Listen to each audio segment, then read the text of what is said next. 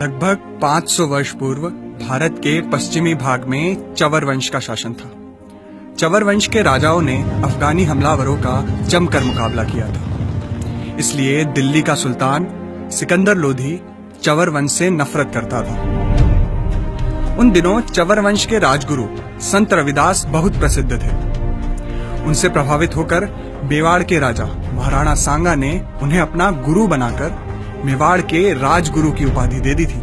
संत रविदास की बढ़ती प्रसिद्धि को देखकर सिकंदर लोधी ने सदना कसाई को संत रविदास के पास भेजा और कहा कि कैसे भी रविदास को मुस्लिम बनाओ। सदना कसाई ने जाकर रविदास से बहस की, पर उस बहस में वो हार गया और उनका शिष्य बन गया। इस घटना के बाद सिकंदर लोधी और अधिक चिढ़ गया। उसने संत रविदास और उनके अनेक अनुयायियों को बंदी बना लिया।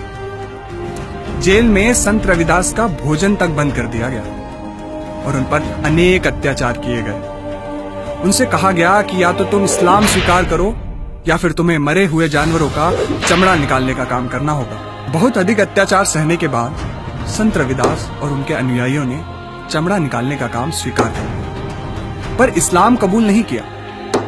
इस घटना का उल्लेख रविदास रामायण में मिलता है।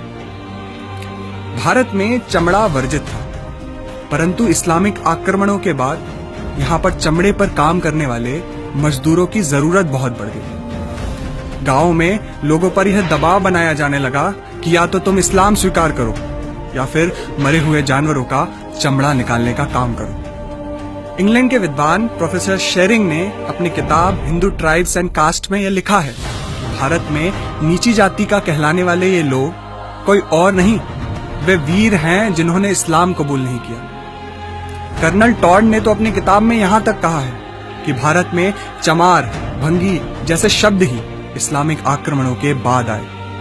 उन्होंने यह भी बताया कि 1200 ईस्वी तक भारत में शूद्र कहलाने वालों की संख्या मात्र 1% थी। आजादी के बाद मौलाना आजाद भारत के पहले शिक्षा मंत्री बने।